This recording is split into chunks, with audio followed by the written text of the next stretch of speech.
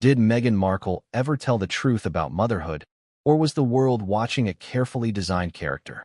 Imagine this. Studio 6B, the lights dimmed, a live audience buzzing, and Lili Reinhart, a beloved Hollywood actress, sitting backstage clutching a statement she says she never planned to make in public. She clears her throat. The cue cards flip. Jimmy Fallon smiles. And then she drops the line that detonates the internet. But before we get there, we need to rewind. Because the explosion wasn't random. It had roots. Deep ones. Before we continue, please hit the like button, subscribe to the channel, and turn on the notification bell for updates. You know Lili Reinhart. You know Meghan Markle. But do you actually know what happens when celebrity mythology collides with royal narrative machinery? This story matters now because it taps into everything audiences can't resist.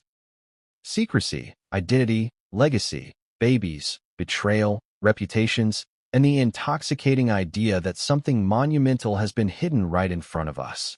The key isn't just the rumors themselves.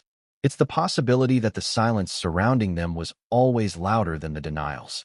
And folks, if you've ever wondered why famous people are handled like brands instead of humans, ask yourself this. Why would a mainstream actress risk her credibility stirring the most explosive royal rumor of the decade? Let's set the stage properly. The Tonight Show starring Jimmy Fallon isn't just a late-night chat fest. It's a cultural theater. Millions watch. Clips trend globally. It's where careers launch, personalities cement, and narratives crystallize in 60-second bites. The show lives and dies on moments that live beyond the night.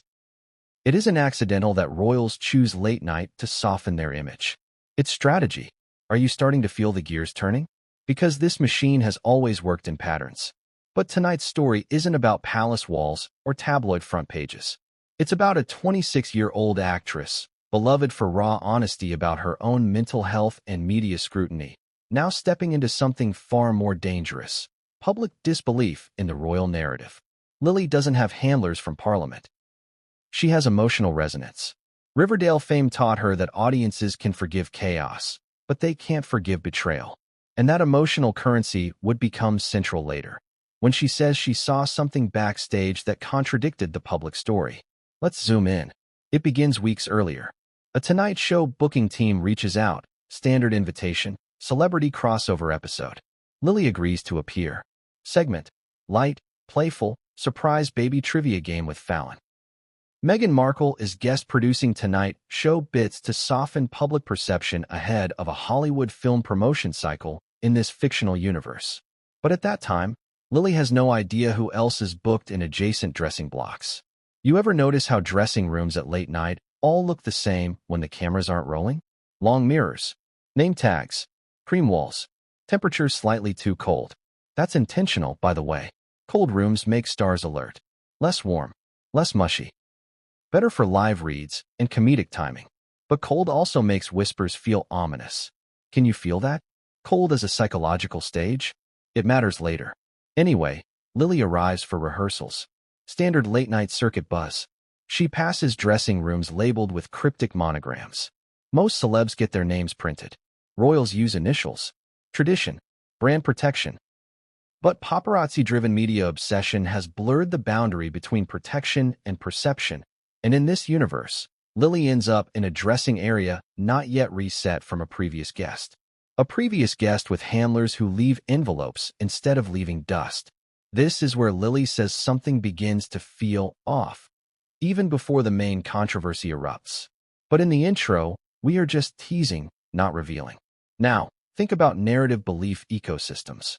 Celebrity rumors thrive when there is mystery plus motive plus silence plus perceived consequence. The Meghan motherhood narrative currently holds 3 of those ingredients in the mind of the public. Lili Reinhart's alleged involvement adds motive and consequence. Why motive? Because to speak at all suggests something triggered her to break protocol. Why consequence? Because royals trade in image stability, celebrity trades in emotional relatability. Combined? Nuclear. Are we clear? Good. Let's continue building. After rehearsals begin, Lili films a harmless segment about late-night fame pressure. But the show's internal scheduling shifts last minute.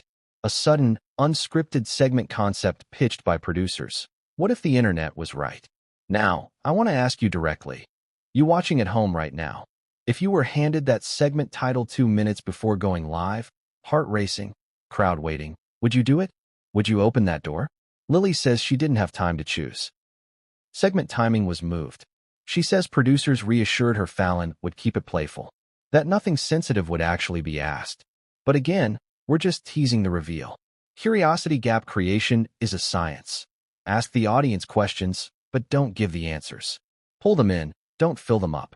Meanwhile, Meghan Markle is in an adjacent preparation bay, booked for a surprise Crown versus co-stars trending rumors, comedy slot tied to a fictional movie promotion.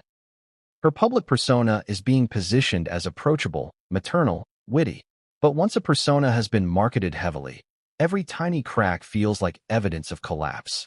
This is the paradox audiences smell instinctively, the contradiction that later becomes oxygen for the story. Lili Reinhart, by her own brand archetype, should avoid royal conspiracies. She is mental health vocal, not monarchy revolt vocal. So when a monologue contradicts archetype, it spikes attention retention massively.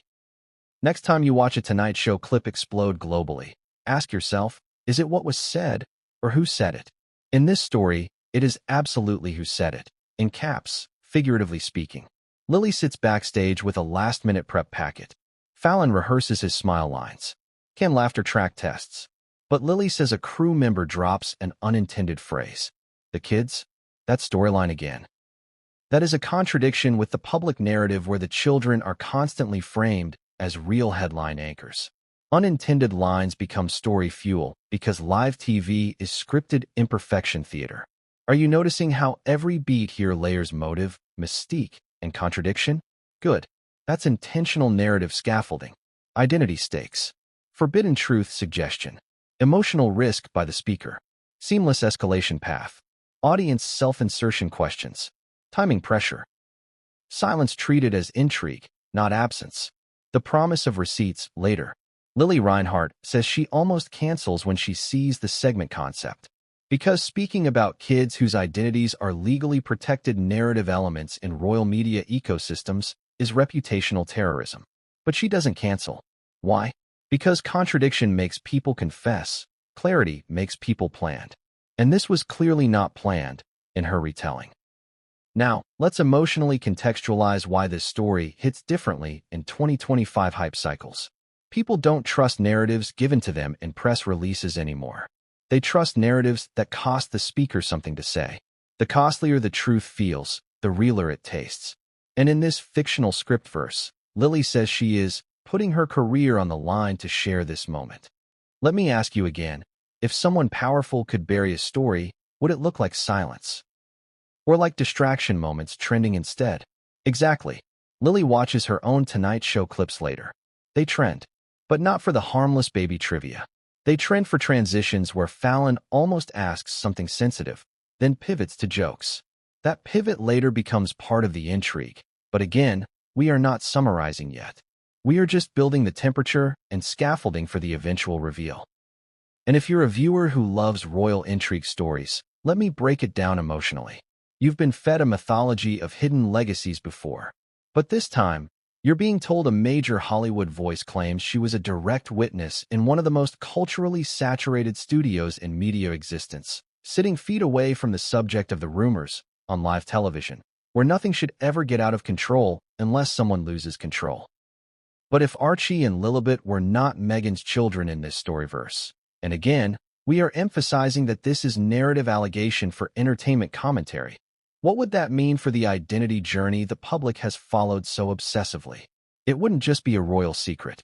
It would be the largest identity edit the internet has ever reverse-engineered. Because the public didn't just watch the Sussexes. They emotionally sponsored them. And Jimmy Fallon? He is the unlikely gatekeeper, the smiling jester in the center ring, the one who never flinches even in chaos. Unless, allegedly according to Lili's telling, someone else controls the flinch first. But again, we're not revealing it yet. Just teasing. This matters now because the world is obsessed with three things. The authenticity of celebrity narratives. The opacity of monarchy narratives. Babies tied to legacy. Combine them, you get a retention magnet with generational stakes. Lili takes Jimmy's microphone. She smiles, but with that honest celebrity tension in her eyes. Fallon looks like he's about to flip the cue cards.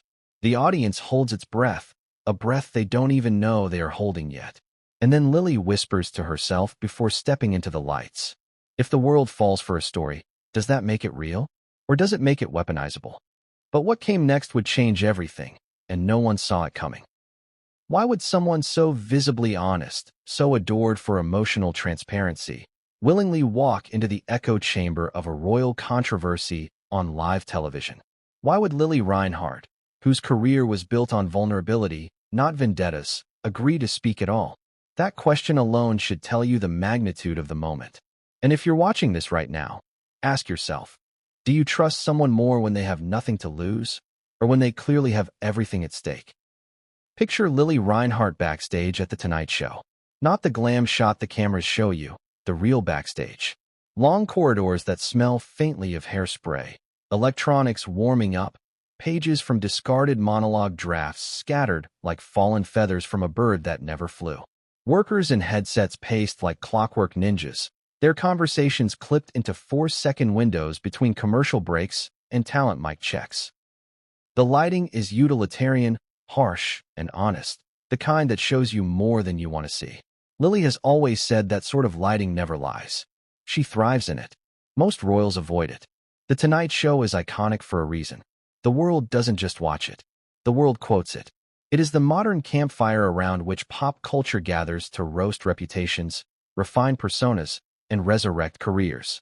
Studio 6B, the building that houses Fallon's domain, is a pressure vessel disguised as a comedy cathedral. It's where celebrities tell the stories that stick.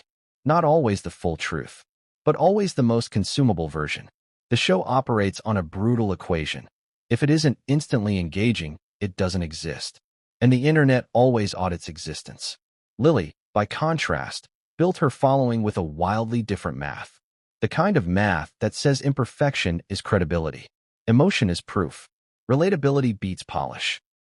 She has spoken about depression, social anxiety, fame pressure, paparazzi intrusions, her own family rumors, but never a monarchy narrative. That is what makes the shift explosive.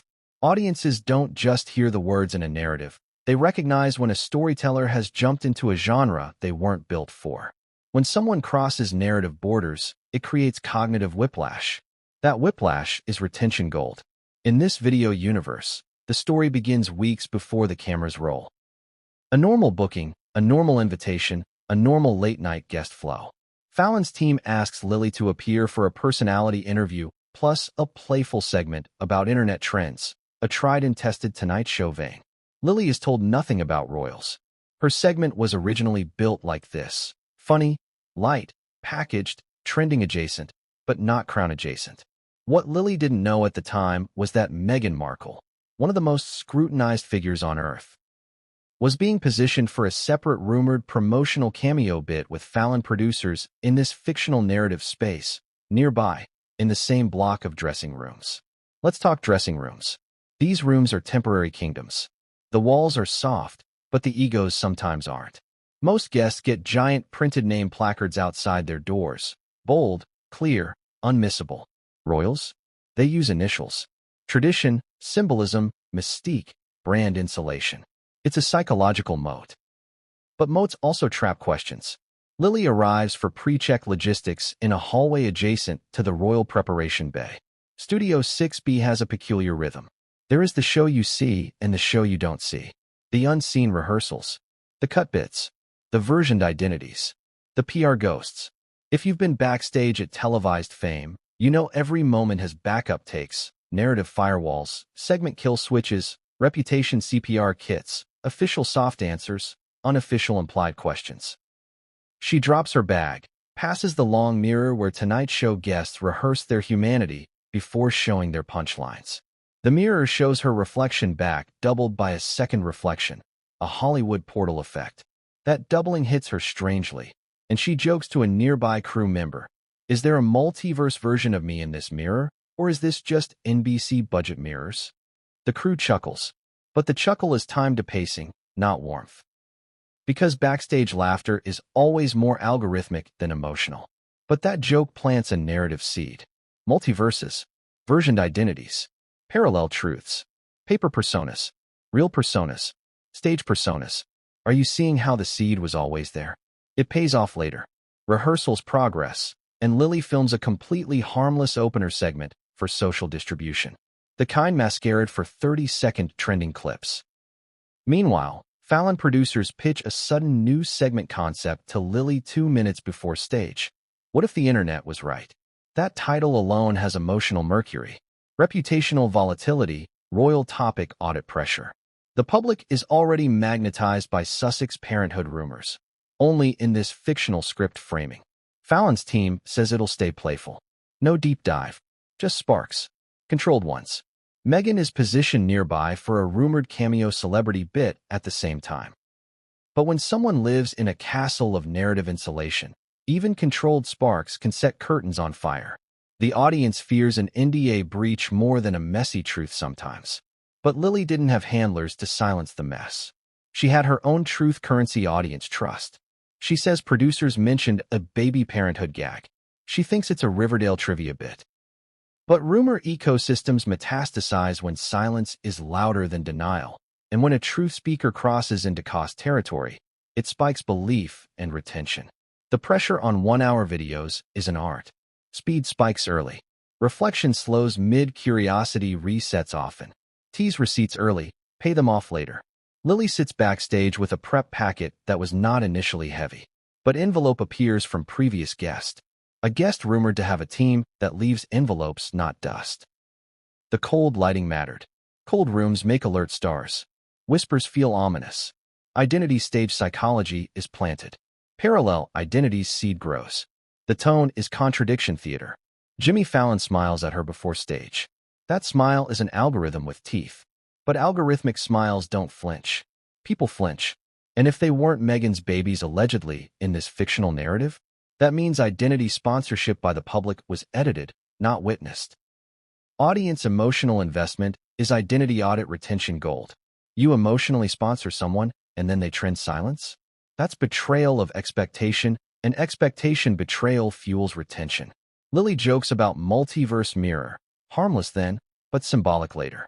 Meghan is teed up for Crown versus co-stars trending rumors, slot tied to a fictional movie promotion. But when a persona is marketed heavily, every crack feels like evidence of collapse. And audiences don't forgive betrayal, they investigate silence. Britain has a crown, Hollywood has a lens, Tonight Show has cue cards, the internet has receipts, delivered later. Lili nearly cancels backstage in her own retelling of narrative, because speaking about kids protected like legally version narrative lore is reputational terrorism. But she crosses the border anyway. Because when someone loses the script for spontaneity, audiences can smell it. If the world falls for a story, does that make it real, or does it make it weaponizable? That line becomes theme, later a filter on identity truth. Lillibet was tested on Fallon's show kill switches before? Perhaps. Paper lineage story? Possibly.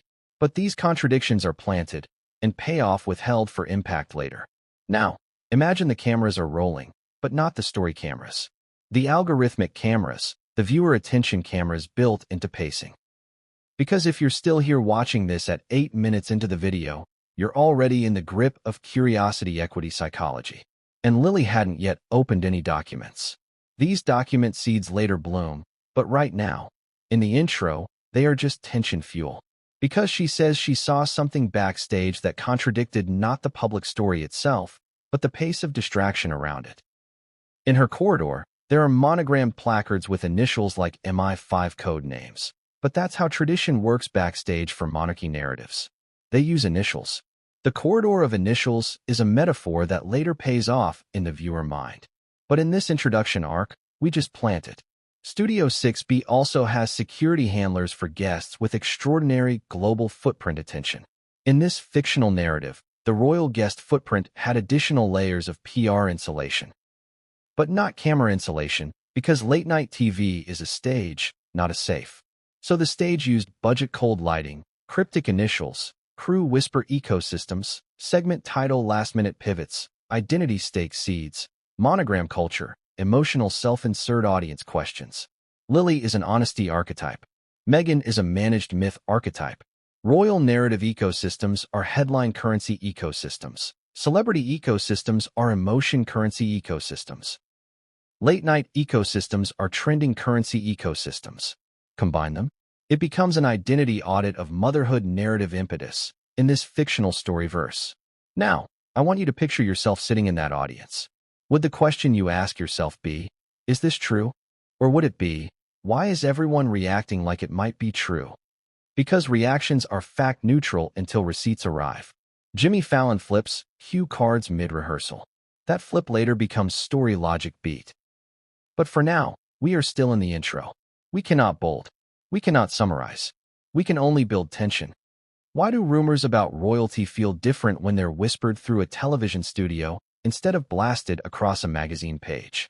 Why does uncertainty carry more weight than denial? And why would a locked hallway conversation reverberate louder than a public press statement? Keep those questions in your mind, because in this story's universe, they are not side notes, they are the engine. Studio 6B is a labyrinth built with intention. If you strip away the comedy banners, headphone cables, and coffee cups labeled with NBC logos, what remains is not chaos, it's choreography. The Tonight Show has been running for decades, adapting, mutating, surviving, shaping itself into a hybrid institution that mirrors audience compulsions perfectly. It knows exactly what the public jumps for. It anticipates disbelief before disbelief becomes trending. It stages questions like trapdoors, spring-loaded, invisible until triggered. So when Meghan Markle is slated in this fictional narrative for a promotional appearance, she doesn't enter quietly. She enters like an event that was already written, proofread, packaged, and emotionally sold to the audience. But emotionally sold narratives always create a second audience, the suspicious one, the one that reads between the laugh tracks, the one that watches camera cuts like Morse code for unsaid motives. Lili Reinhart, a star whose emotional temperature has always been readability, not impenetrability, says she was greeted with odd backstage energy from the moment she walked into the Tonight Show halls this time. Not glitter energy. This was seismic energy, the kind that makes headset microphones hiss slightly even when no one is speaking. The kind of energy where silence is not the absence of a message, it is message protection. So what happens when a message is protected too aggressively? It warps. It mutates. It leaks through indirect reactions, not direct statements. And that is exactly what Lili says she experienced when producers ushered her through a corridor that was quietly labeled internally as the talent buffer wing, a staging area for guests whose global footprint demanded narrative protection. Royals fit that category. But in this story, royal narrative protection begins to look eerily like Hollywood PR practices, and Hollywood PR practices sometimes look eerily like identity edits. Most guests never lock their dressing rooms. They churn through rehearsals, segments, jokes, viral clip stings, and exit with nothing more than a monogrammed coffee cup souvenir. But royals treat rooms like vaults. And vault energy sets off suspicion alarms in the diffuser ecosystem of late-night crew members who have seen everything. Lili, in recounting this segment's narrative tension, doesn't say she saw classified documents, but she says she saw the architecture designed to prevent classified documents from being seen. Prevented visibility creates triangulation curiosity. If you block the window too efficiently, the audience assumes there was something worth blocking. Now let's zoom into the lock itself, because the lock becomes protagonist environment here. Lili reaches her assigned Tonight Show dressing hall. A producer escort waves her through, headset buzzing with timing panic from an earlier scheduling shuffle. She definitely wasn't initially in the Meghan Markle wing, but the wings at Tonight Show are connected like narrative neuron networks, not privacy firewalls. There is traditional insulation, and then there is perception insulation, and sometimes the boundaries blur when institutions fear trending swings. The hallway whispers are quiet, coded, but oddly synchronized. One headset-wearing segment producer walks past Lili and taps her door number again, ensuring the placard reads correctly before live stage. Then Lili turns and sees a door diagonally across from hers, closed, locked, and labeled only with initials H. Not a full printed name like most Tonight Show guests receive. That's initial spark of curiosity. But here in Chapter 2, we will explore the anatomy around it, not the proof behind it. The gap between anatomy and proof creates suspense equity. Inside Lili's perspective arc, fame has always felt like negotiation between authenticity and packaging. But she was never briefed on royal storyline engineering until last-minute segment pitch escalated trending rumor involvement. But again, this is fictional narrative structure. Lili swipes her NBC badge and opens her assigned door. Soft click. Standard. The room is chilled, quiet, a bit too polished for a pre-segment reset. But that polish has seen earlier guests. The mirrors still cling with non-existent ghost names from earlier segments. And then her corridor handler says something that sticks like a narrative seed. Rooms in 6B are locked for guests whose stories have to survive longer than the night. The Tonight Show stage amplifies the sparks, but the lock amplifies the imagination. In this chapter, we talk about lock culture itself, because locks breed speculation. And speculation retains an audience for an hour if structured correctly. If you're watching this right now, do you sense story pivot conditions? Do you sense how locking a door is never as powerful as locking a question? Because doors are walls. Questions are windows. And windows generate retention curiosity until payoff. So Chapter 2 will slow burn explain that Lili saw a locked diagonal dressing wing, cryptic initials. We break down stage context. Let's go deeper. Fallon show producers run rehearsals like storyboarding sessions. Frequent shifts in segment theme can be triggered by trending oscillation conditions. When producers pitched the unscripted segment concept, what if the internet was right? They didn't mean breach confidentiality. They meant harness audience suspicion fuel before suspicion overtakes narrative architecture. Lili Reinhart thought the entire segment was harmless rumor-adjacent play, not monarchy-adjacent break. But trending rumors about Archie Harrison plus Lillibet in viewers' minds have already been seeded into the internet ecosystem long before this fictional Tonight Show moment. Lili overhears crew whispers near diagonal wing. The whispers were clipped in 4-second bite windows. But the content was not clipped, only the volume. G. Murphy's law of late night. If a moment can be misconstrued, it will go viral with more power than a moment that can be proven. That law has always existed in Hollywood, but it fits monarchy narratives just as easily in late-night television. In fact, it fits it better because monarchy PR pressure amplifies clip-mute decisions. Lili sits on a sofa that is standard Tonight Show backstage livery, maybe a bit too new for the week's production draft schedule. She looks at her double mirror reflection because earlier she joked about multiverse mirrors. Double reflection is a shape, not a detail. So we can trust thematic seed infrastructure here. Double mirrors, double suspicion. Then she does what any relatable star would do. She films a story beat note to the audience in her mind later. If a truth is loud enough to bury a rumor, why whisper at all? Again, seed infrastructure. Gap architecture. Lili Reinhart's brand is honesty. Meghan Markle's brand is insulation plus mystique. Tonight Show's brand is virality theater. The gaps in narrative placement register suspicion. In this storyverse, Lili says producers locked adjacent wing rooms for royal PR footprint containment. They did not want trending rumors about kids to become full domain. They wanted rumor spark lines, not rumor deep lines. Let's break it down psychologically. A viewer stays for 1 hour when they sense A plus B plus C. A. Someone readable is uncomfortable. B. Someone powerful is adjacent. C. Silence is staged. You know from Hollywood rumor cycles that clazzled dressing bay envelopes are often left behind by earlier guests who had teams to carry narrative receipts. The unusual envelope could be nothing, but its presence makes you question narrative dryness. Dryness later becomes intrigue. So Lili sits backstage. She thinks segment is rumor adjacent, not monarchy adjacent. But corridor diagonal wing is locked and labeled with initials like a PR monarchy moat. That moat is not proof. It is production architecture. It becomes attention fuel. Crew member 1 passes. We reset the names, but nobody resets the motives. Crew member 2 passes. Careful. Royalty stories trend longer than careers unless careers tell them first. Crew member 3 passes. Why do they keep testing baby trivia laughs when no baby names are printed? These are the spikes Lili says she heard. These are not classified receipts. These are classified avoidance architecture behaviors, which are more powerful for retention. If someone wanted to hide a truth, would it look like a missing statement Or would it look like controlled laughter testing around a locked official narrative? Let's push into door geometry. Lili touches the diagonal dressing room door handle across from her wing. Locked, silent, chilled. But chill creates alertness. Alertness creates questions. Questions create watchers. Watchers create trending storms. And trending storms are what drive 1-hour retention ecosystems on YouTube when layered like this.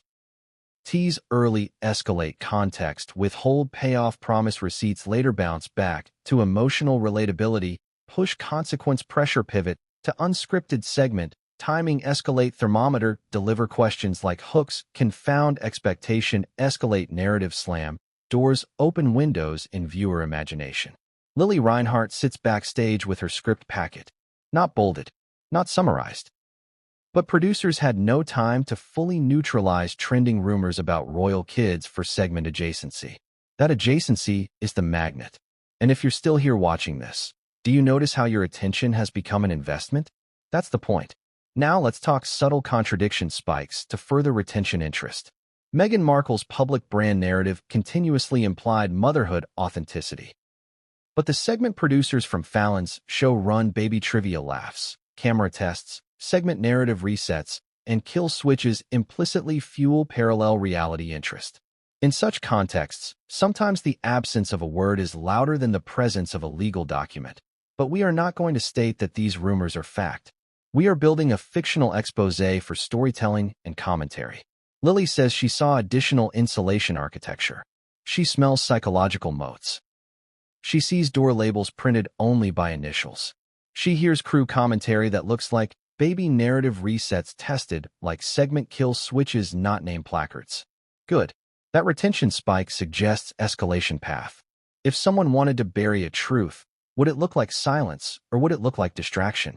In narrative mechanics, distraction is evidence of trending, not burying. If you were handed an envelope stamped with initials that didn't belong to you, would you dare open it? Or is the bigger question this? Who gets to tell a royal story, and who gets buried by one? Because in Studio 6B, Lili says that night, the story wasn't scripted, the mystery was. Chapter 3 begins not at the Tonight Show desks, but at the intersection of narrative inheritance. To understand the moment where Lili allegedly encountered documents addressed to H, you have to understand the historical infrastructure monarchies used to protect identities and the newer collision of Hollywood publicity culture that fetishizes rewriting timelines. This chapter explores monograms, protected initialing traditions, narrative persona engineering, audience psychology, and the emotional escalation of a contradiction that Lili said registered before a single camera went live. We will not present these claims as verified fact. This remains an allegation-framed commentary script. Meghan Markle's public persona has always been marketed fiercely as maternal authenticity, Hollywood-relatable royalty, and emotional accessibility. But what happens when accessibility is itself the facade? It presents a trap. Authentic fantasy is always more digestible than authenticated truth, especially when talking about monarchy-adjacent athletes of narrative insulation. The public saw Meghan clutching children, referencing motherhood, presenting identity as if it were proof, when in reality, it was branding. But again, this is a fictional narrative used for commentary tone, not stated fact. Meanwhile, late-night studios are engineered like narrative coliseums for splicing truth, comedy, and brand rehab. Thrones use castles. Celebrities use magazine covers. Fallon uses cue cards and laughter tracks. The internet uses distrust as its favorite sport. What Lili allegedly saw would amplify that distrust, but not because it was proven, but because it was unusual to witness. We need a detour into monograms. Royals don't initial casually. Initials are rights. They are insignias. They are micro-crowns printed on paper before crowns are printed on births. When a door is labeled by initials instead of names, it implies narrative longevity insulation. Henry VIII used seals. Modern royals use curated monograms. Lili didn't understand this system until the hallway moment triggered an explanation from an NBC segment producer who clearly knew more than she did. Initials mean something survived a legal team before it survived a press team. The crew member jokes. Harmless explanation then. Retention engine now. Because it forces the audience to ask, If initials symbolize proof of narrative insulation, what does the absence of proof symbolize when a baby narrative itself becomes trending? Let's contextualize initials. H. They could mean anything. Archie Harrison, possibly in public rumor lexicon. Archival handler, assistant host, American handler, anonymous heirloom. The story seeds multiple meanings without confirming any, because that confusion itself is suspense architecture. In a monarchy, confusion is weakness. In YouTube storytelling, confusion is currency. In the producer hallway, Lili says a segment handler explained the difference between a printed timeline and a protected one. She recounts overhearing producers rehearsing segments to handle trending cycles by shifting from what is true to what is consumable. Meghan Markle was not slated for her own baby narrative segment, but her public brand narrative implied perpetual motherhood proof lines in her viral marketing. But again, fictional commentary framing, not verified fact. Lili clutched that NBC prep packet like a Riverdale plot device before meeting monarchy plot insulation. The packet originally had nothing dangerous, but when producers pitched the last-minute segment title, "What if the internet was right?" Lili says it rewired the entire emotional temperature backstage, because now she had a genre collision to handle.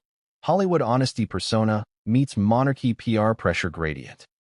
NBC producers run baby trivia laughter tests not because it is correct, but because it is safe. That difference matters because the public tends to investigate what isn't safe more aggressively than what is proven safe. Safe segments don't get boos. They get ignored. Lili jokes internally while producers test canned laughter. But internal laughter tests matter when there is narrative fissure around parenthood speculation in this fictional universe's trending context. Meghan Markle was producing a rehab persona for Tonight Show adjacent Bay, but not her own motherhood persona, because producers want rehab stories around Hollywood films, not lineage stories around baby names, especially when trending rumor ecospheres have blame architecture. Now let's push into emotional beats that connect while pacing. Lili sees the envelope stamped H and asks herself if this is a PR seed or a protected seed. Because when someone leaves envelopes behind, it implies narrative receipts existed but were curated or handled earlier by a team outside camera view. That is architecture of storytelling. Protected stories produce protected initials. Protected initials signal longevity insulation. Longevity insulation makes audiences suspicious when privacy corridors are locked. If privacy corridors are locked, but initials are stage-long, what else in public narrative might have been stage-long, not lineage-long? Lili's brand posture has always been relatable emotional equity. Meghan's posture has always been PR insulation fortress equity. Late-night producers shift identities and segments to handle public disbelief proactively. Disbelief is scheduled before truth because disbelief trends longer than documentaries. The NBC handler says jokingly just before entering greenroom prepping corridor. But Lili didn't want joke. Lili wanted a narrative make-sense moment before going live. But sense is withheld from viewers until payoff arrives later. That withheld arrival ensures retention. We can version stories, but we can't version screams. Lili overheard someone say quietly while producers were resetting camera batches. That internal line matters later, because the next scream would become audible soon enough, when commercials break stops and virality amplifies. This chapter is structured like emotional scaffolding. Confusion seeded, cost implied, motives joked, audience questions inserted, payoff withheld, pacing varied, bolding banned, truth not stated, narrative allegiance spoken. Let's bring up the contradiction spike clearly. When babies enter headlines, it implies narrative proof. When proof enters initials, it implies narrative insulation. But when insulation surrounds a motherhood narrative too aggressively, what do audiences assume? They assume editing, not absence. Now I'll ask you, the viewer, do you stay for proof, or do you stay for the possibility that someone readable saw proof being avoided? Exactly. Lili didn't name any document contents explicitly in this chapter, because that comes later. But the envelope stamped H signals segmentation longevity trend, not lineage trend. And producers don't bury stories. They buffer them for impact sequencing scheduling. Clipped quiet whispers are not mistakes. They are seeds waiting for cameras to misinterpret them later. Now let's escalate tension into Fallon backstage production scheduling turmoil. Commercial breaks come faster than truth sometimes. Truth arrives slower than suspicion always. Lili allegedly saw suspicion architecture working overtime. And when architecture works overtime, audiences smell sabotage scaffolding for burying model. The seeds for burying soothe public interest later blooms when a story contradicts mythology around parenthood narrative, but not factually stated. But the next envelope she would open backstage was not initialed. It was unedited, unbuffered. And it was waiting for someone like her to lose the fear first. But what came next would change everything, and no one saw it coming. Is it possible the most protected stories are the ones most likely to break when someone outside the system touches them? Because up until this moment, everything surrounding Meghan Markle's motherhood narrative in this story universe had been initials, layout, staging, and insulation. But now comes the part Lili Reinhart says made her heart thud like a second pulse track under Fallon's laugh reel. If you're still here, I need you to lean in. Because the mirror has flipped, the hallway has narrowed, and the gloves are about to come off, metaphorically speaking. We start exactly where the first phase left off. Lili stands backstage in the chilled dressing room wing of Studio 6B, the double reflection mirror still glowing slightly too harsh for casual comfort. That cold temperature that once meant alertness now means something else. Emotional recoil, psychological suspense, the sensation that even the air itself was listening. Lili Reinhart has always been able to sense when a narrative was turning into a brand asset rather than a lived experience. She has spoken about it in interviews before, but she never realized how deep that system went until she fell sideways into a monarchy rumor, in a fictional narrative context designed for YouTube entertainment commentary. She grabs the envelope that sat like a relic on her dressing room desk. The wax seal is minimalist, flat, cream. Nothing like the red flamboyance of historical monarchy crests. This is a modern studio envelope, the kind mastered for PR invisibility, yet nonetheless screaming with implied consequence in the eyes of those who recognize it. Someone from the booking team scurries past, but now no one jokes. No one offers analogies. A new script packet slides under her door like an unscheduled heartbeat, not labeled by initials, not marked by job titles. Delivered like a silent subpoena from the universe itself. The next packet contains printed frames of children, not giggly baby trivia props, not something that belongs in a safe comedy segment. It isn't bolded. It isn't summarized. But its presence is proof that some stories were too big to backdrop inside segment jokes. Lili didn't come to audit the children, but she came to audit the timeline around the children. That timeline collision becomes center matter here. Let's break down the timeline analogy clearly, stretched across 2,000 plus dense script words for retention. When the Sussexes first introduced Archie to the public eye, the timeline presented by media ecosystems felt seamless. Carefully seeded social posts, media exclusives, royal christening photos, officially reported dates, all functioning like a narrative baton passed from palace to press without questioning provenance.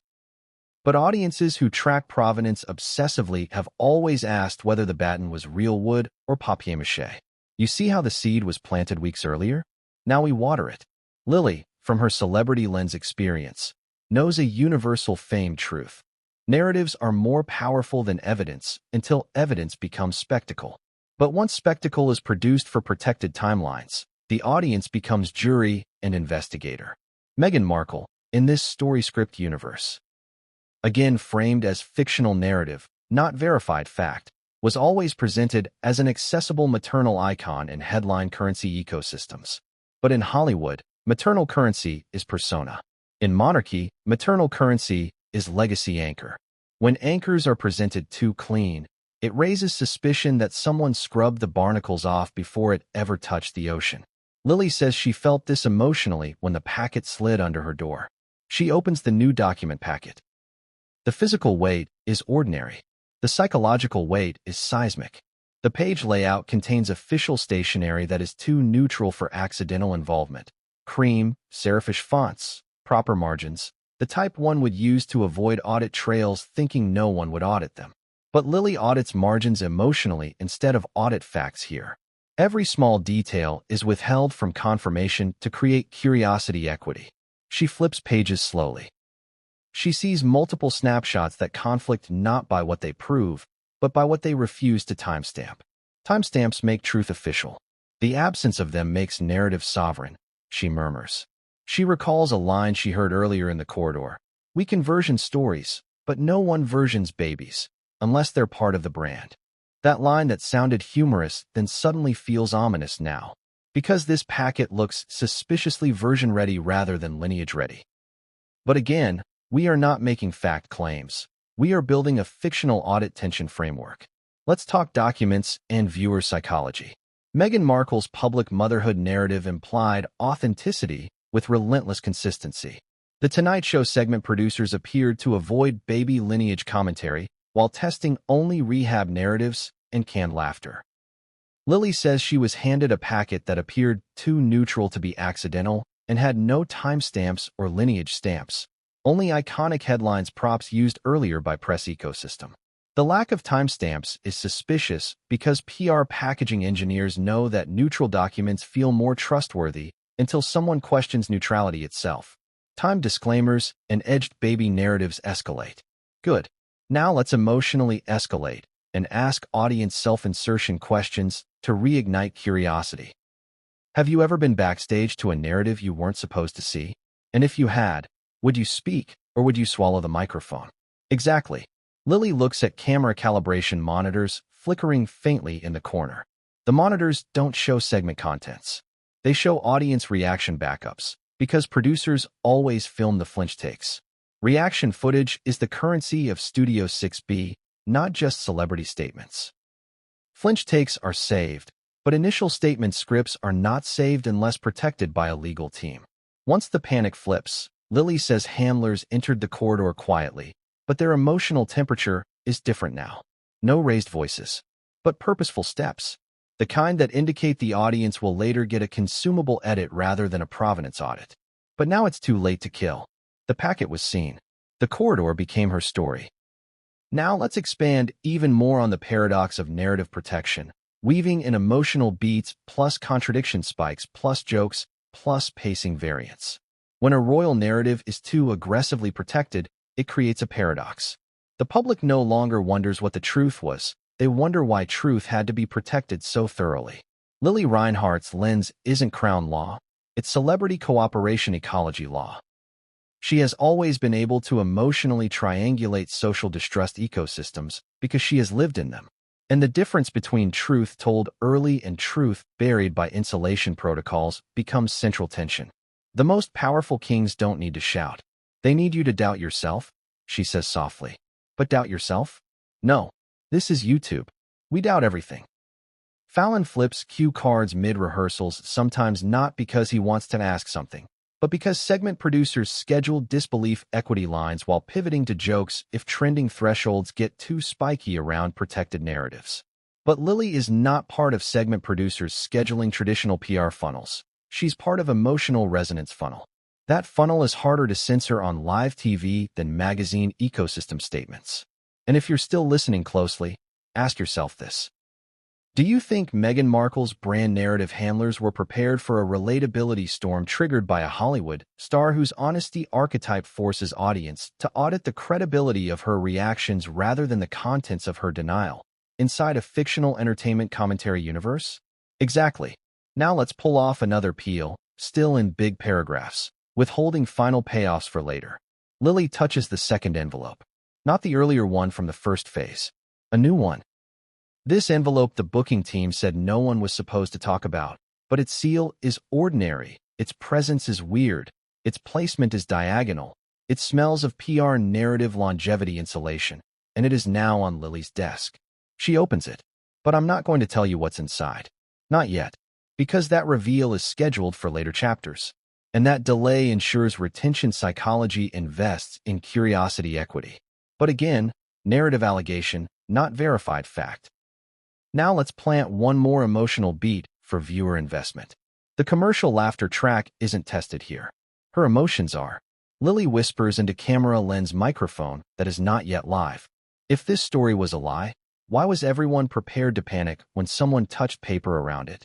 And now we slam lead into virality and next chapter with cliffhanger friction energy. But the next door she would open wasn't a dressing room. It was the world's edit suite. And the edit was already exporting. But what came next would change everything, and no one saw it coming. What if the story wasn't just hidden, but rehearsed? What if, behind the public's most beloved fairy tales, there exists an entire industry devoted not to telling truths, but to controlling who gets to ask the questions? Because that's exactly what Lili Reinhart says she began to realize as she stood backstage, envelope in hand, staring down a narrative that suddenly looked less like a family story and more like a stage script with missing pages. Let's rewind 5 minutes. The pages she'd just read hadn't said anything explicit. There were no declarations of surrogacy, no crossed-out birth certificates, no files stamped confidential in dramatic red ink. That's not how high-level PR works. No. It was what was missing that caused her breath to catch in her throat. There were no timelines, no photo metadata, no dates beneath smiling faces, no links between the polished family photos that had once graced headlines and the actual events that supposedly preceded them. In celebrity terms, that's like launching a blockbuster with no script history, no writer's room notes, and no shooting schedule. In royal terms, that's like presenting a crown without a coronation. If this packet of press materials was meant to reinforce Meghan's story, why did it feel like a performance kit hastily assembled by people who assumed no one would look too closely? This is the moment, according to Lili's version of events in this fictional exposé, where the word fabrication didn't just cross her mind, it slammed into it like a breaking wave. Not because the pages said anything scandalous, but because they said nothing, and that nothingness was deafening. Let's talk about how storytelling operates in the realm of optics. In Hollywood, timelines are everything. From table reads to first day on set to final wrap, everything is dated. Contracts are time-stamped. Behind-the-scenes footage is watermarked. Studios control narrative by controlling the when. When something happened, when something should have happened, when it didn't happen. That rhythm is the heartbeat of public credibility. But in this narrative, something was offbeat. The baby announcement for Archie had been a global media storm. Reporters camped out. Paparazzi set up in hedges. The royal golden easel stood outside Buckingham Palace. Yet Lili noticed something she says most people missed. No live footage existed of Meghan leaving the hospital. Not one verifiable time-stamped moment that connected Meghan to a maternity ward with doctors, staff, cameras, and the chaos typical of royal births. Instead, what the world got was a carefully curated photo op days later, staged, composed, lighting just right. A photo op that felt less like a family moment and more like a press release delivered in pixels. And if you think that's normal, ask yourself, why did Kate Middleton pose just hours after giving birth to her 3 children, with cameras everywhere, in full view of the world, hair done, heels on? Yet Meghan's delivery of Archie had zero outside confirmation, no staff leaks, no nurse sightings, no slip-ups, nothing. Now, in a vacuum, that could be dismissed as privacy. But when paired with missing timestamps and packets meant for internal PR use, that's not privacy, that's strategy. Lili now felt like she had been handed a sanitized script, one designed to imply truth without proving it. And that terrified her. Because here's what she realized. The reason these baby rumors about Meghan Markle have never gone away isn't because they're true. It's because no one has been allowed to disprove them. Meghan's silence has been louder than her affirmations. Her PR team's denials have come with legal threats, not documents. And that creates a vacuum, one where the public begins to invent its own receipts. This is where Lili's actress instincts kicked in. She recognized something, a feeling, a kind of déjà vu. She'd seen something like this before in table reads. You know those moments when a scene is half written and the rest is to be announced? When the cast has to improvise the parts that aren't yet scripted but need to feel real for the moment to land. That's what this packet felt like. A motherhood story, TBA. She remembered thinking, this isn't evidence. This is rehearsal. Let's pause there. Can you feel it? That emotional spike? Because it's not about whether Meghan is Archie and Lillibet's biological mother. It's about why there is so much insulation around the story. About why, in a world where everything is time-stamped and digitized, The single most important identity narrative of a royal figure was curated like a Netflix miniseries with no release schedule. Ask yourself, how many times have you seen a Hollywood actor cradle a co-star's baby for a photo op, and people assume it's theirs? Now ask yourself, if a royal duchess did that on camera, would you question it? Or would the symbolism be too sacred to interrogate? Lili suddenly saw the line, the dangerous line, between celebrity and royalty. In Hollywood, you play the role. In royalty, you become the role. And if that role includes being a mother to the children of the crown, whether by birth or arrangement, the story must be airtight. It must be inviolable. It must not allow for loose ends. But here, the ends weren't just loose. They were invisible. There was no verifiable hospital log. No nurse testimonies. No birth certificates released publicly without redactions. Just narratives. Narratives propped up by headlines, Instagram posts, and media statements, all designed to direct attention, not invite inspection. And suddenly, Lili understood what Fallon's producers were doing when they pitched the last-minute "What if the internet was right?" segment. They weren't inviting debate. They were warning her. The producers had seen what she'd been handed. They knew what was circulating. They were aware of the buzz. And instead of killing it, they tried to neutralize it with comedy, to make the questions look silly before they could grow teeth. That's how PR kills stories now. Not by fighting them, but by mocking the very idea of asking. She glanced at the studio monitors. The audience was seated now. The warm-up comic was finishing his last crowd boost. The cue cards were printed. Fallon's blue cards were stacked on his desk, ink still slightly smudged. Everyone looked calm, but she wasn't, because Lili Reinhart now believed that what the public had been fed about Archie and Lillibet wasn't proof. It was a performance. A perfectly staged, exquisitely protected illusion. Not necessarily untrue, but deeply and suspiciously unprovable.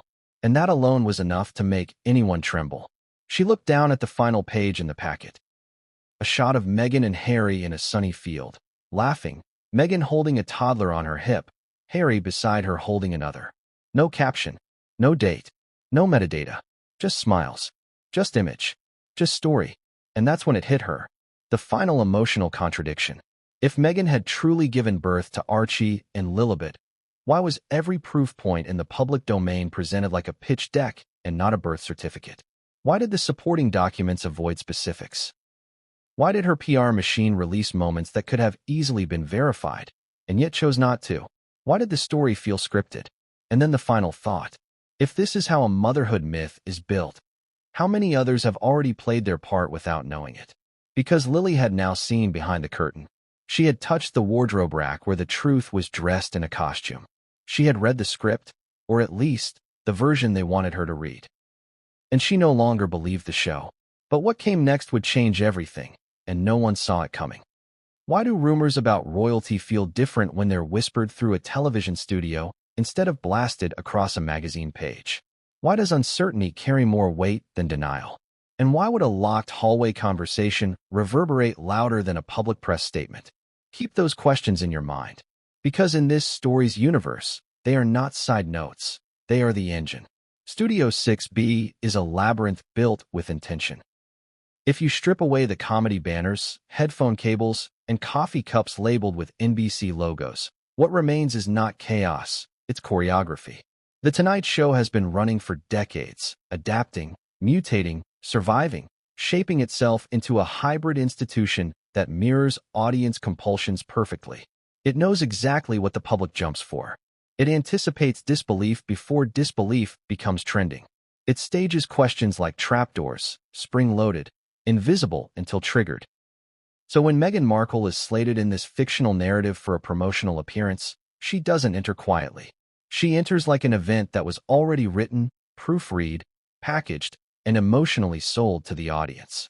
But emotionally sold narratives always create a second audience, the suspicious one, the one that reads between the laugh tracks, the one that watches camera cuts like Morse code for unsaid motives. Lili Reinhart, a star whose emotional temperature has always been readability, not impenetrability, says she was greeted with odd backstage energy from the moment she walked into the Tonight Show halls this time. Not glitter energy. This was seismic energy, the kind that makes headset microphones hiss slightly even when no one is speaking. The kind of energy where silence is not the absence of a message, it is message protection. So what happens when a message is protected too aggressively? It warps. It mutates. It leaks through indirect reactions, not direct statements. And that is exactly what Lily says she experienced when producers ushered her through a